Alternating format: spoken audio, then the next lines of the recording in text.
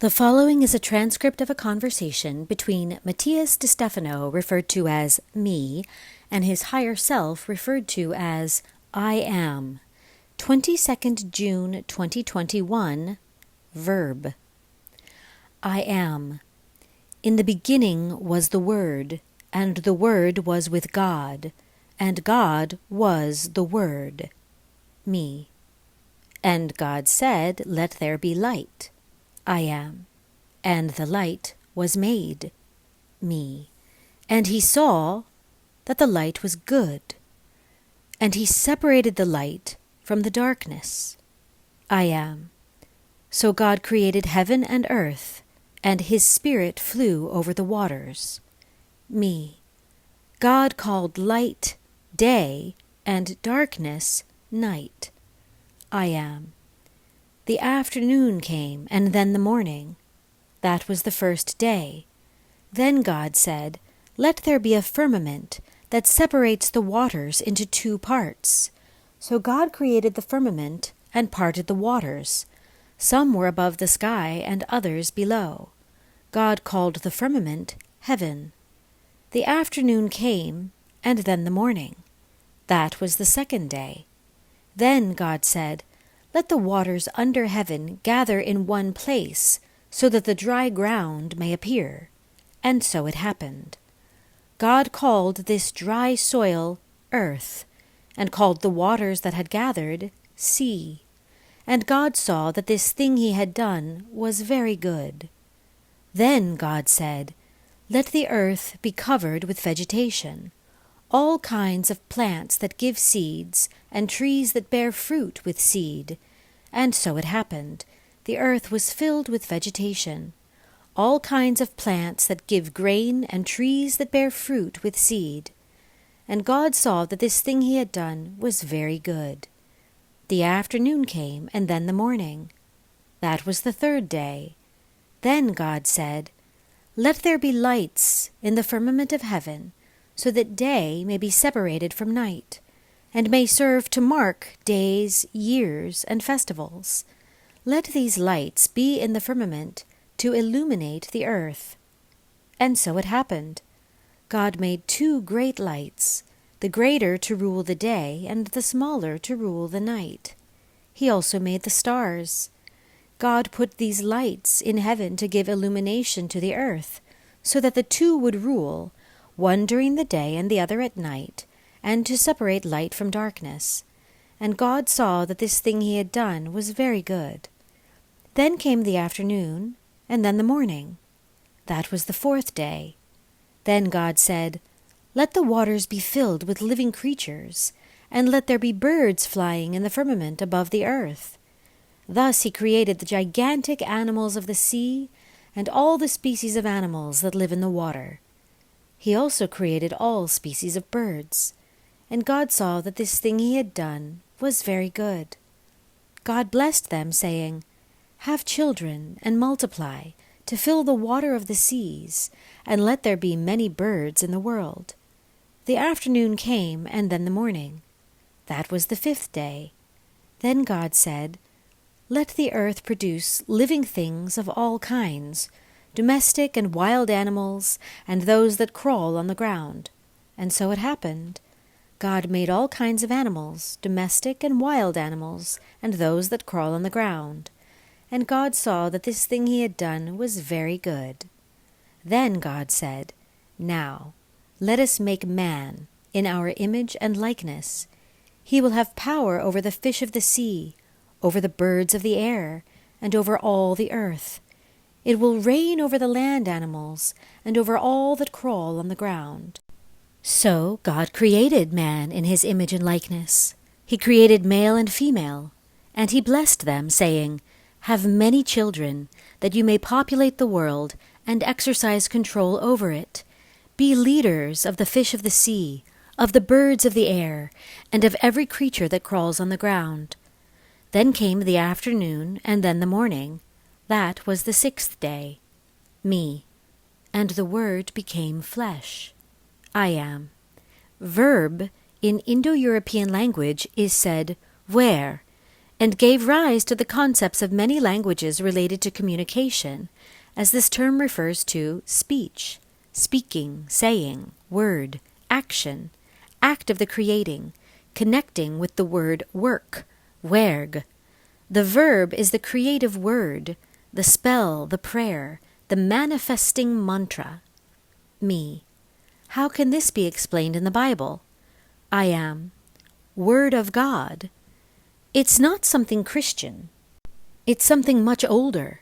The ancestral peoples understood that sounds were creators because they were capable of transmitting unreal, illusory, imaginary concepts and turning them into a reality through manifestation, action, crafts.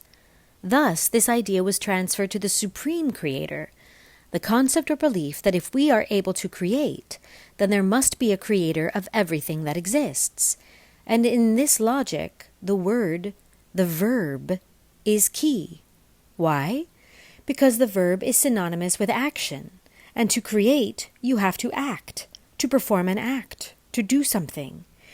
In the beginning was nothingness, emptiness. This phrase indicates an instant of inaction, ineffectiveness. The only thing that differentiates everything else is a verb. Me. Which one? I am. Say. And God said. But before all this, before taking action, God is described as the same action.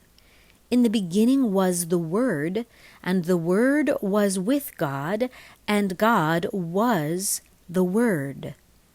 Verb as a synonym for word and act, an active word, denoting movement. Both describe something very simple. Me. What? I am. Vibration.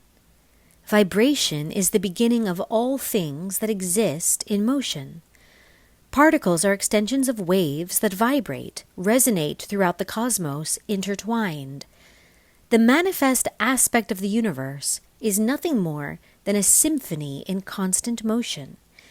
The ancients understood that the cosmos is movement, and that in the universe everything has a sound, a song, and that the universe is that God who expresses himself in music.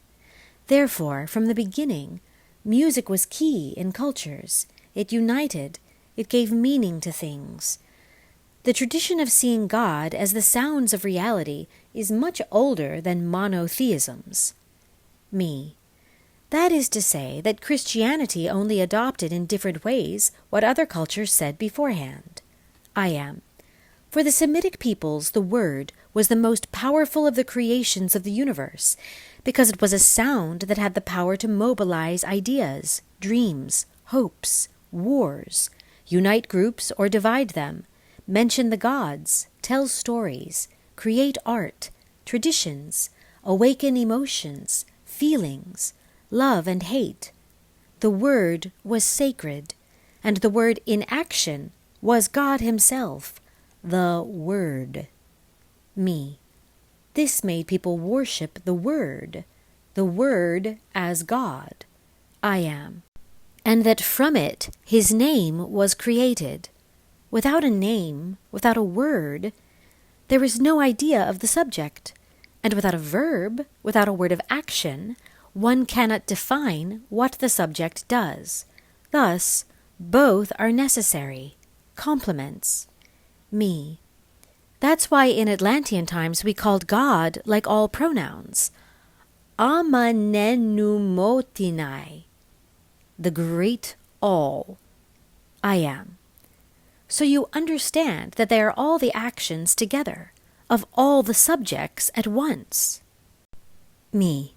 In the Atlantean Saitu language, a verb was defined by the suffix un, which would mean something like to take a step, to deliver a walk, bakun, sagun, menun, walk, see, know, respectively.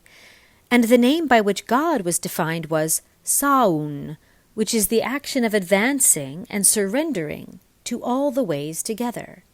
I am.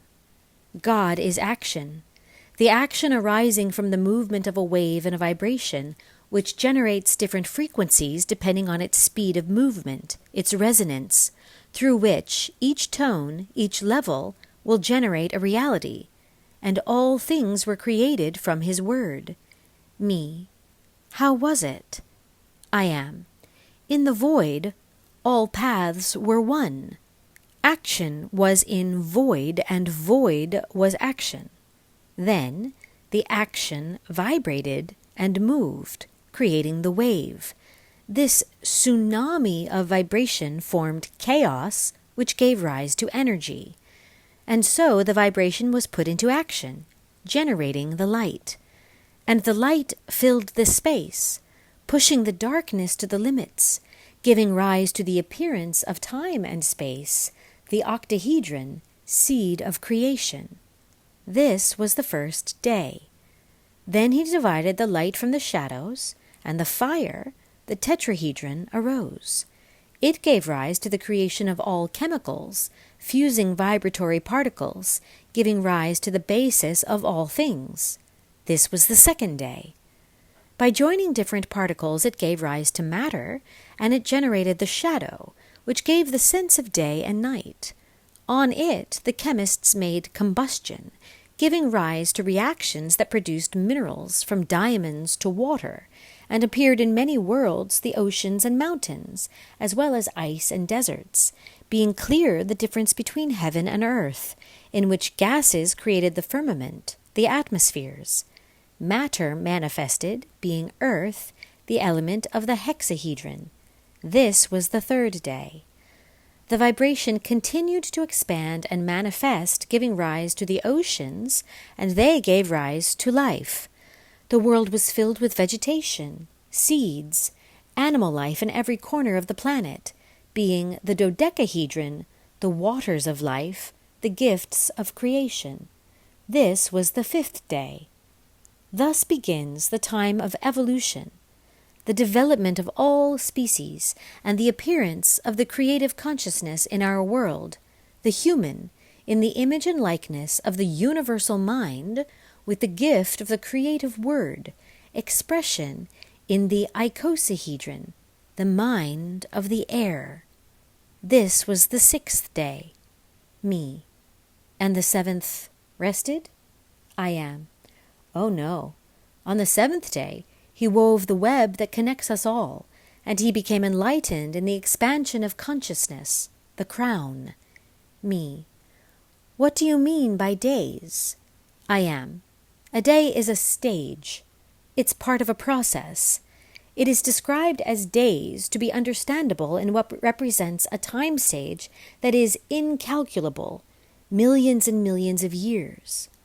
All those millions of years are waves in the divine ocean, in the waves of vibration that expands in all directions. That vibration is the manifestant of all things in action, in motion, from the micro and macro cosmos. Me. The Word. I am. Therefore, when you pronounce a verb, you are part of that creative network, and its pronunciation moves chained acts, like the wind that begins with two masses of particles of cold and hot air, which are gently slow, and that when crossing try to avoid each other, creating the wind, the currents, the breezes that we feel in the face, or the hurricanes that destroy towns. Me. It is as if each verb we pronounce is an action in itself that pushes the particles of air around, expanding their force in the environment, in the humidity, which connects to the waters of the world and becomes part of the living network.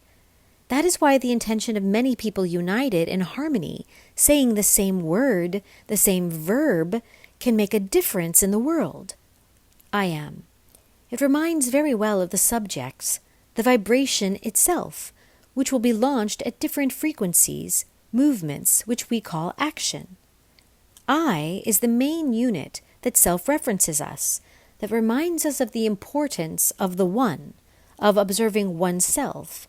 It is the idea that originates all things, the embodied mind. It is the axis of all being. You is the mirror, the projection or correspondence that allows me to see face to face what I am. It is the concept that polarizes me to be able to create in the world, to manifest in reality the dreams of the ideas that flow inside me. He and she are the created aspects.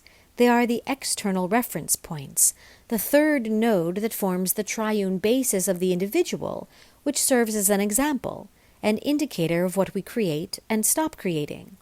I, you, and he, her, are the holy trinity of the individual, the vibration, energy, and matter of the being. We, referring to the network that forms the axis of a creation, is the potential of the expanded being. You is the mirror of this network, which reminds us what we must improve and how to complement each other to manifest. Them is the aspect of plural triangulation that allows us to see what has been created on the internet, what we have done and achieved for both good and bad. This is how the sacred trinity of the collective love, wisdom, and the will of the network is formed. Me. Wow! Each pronoun is part of a code, of a Merkaba of the verb, I am. And so you find the verbs that will complement them, ordered in the trinity of time, past, present, and future, moving in the trinity of space, subject, lexeme, and ending. Me. Another Merkaba of the verb, I am. And the same crosses the 7 chakras called complements: direct, indirect, circumstantial, regime, attributive, agent, and predicative. Me. I sit at school again. I am. It seems so, but understanding these spiritual states of the verb helps us better understand the use of words and what we create when we pronounce or write them. Every time we formulate a sentence, as you will see, we are assembling a Merkaba of time and space that is thrown like a particle into the infinite network of frequencies, like packets of information, which, by finding the correct resonances, will create a set of data capable of manifesting. Each sentence with its subject, its predicate, and its verb make up a sacred trinity equivalent to a cell, which by itself seems insignificant, but within it possesses the potential of your whole being, and which, if reproduced in resonance to others and grouped into organisms, can form a new living being. Me. It's great to see it like this. I am. Now that you know, you will be much more careful when pronouncing your words, when mentioning your verbs, when arranging your actions, because they are all creative on different levels. Me. I am creator in every word, for my verb is the manifesting divine action. I am. Tell me then who you are. Me. I am the Word. My heart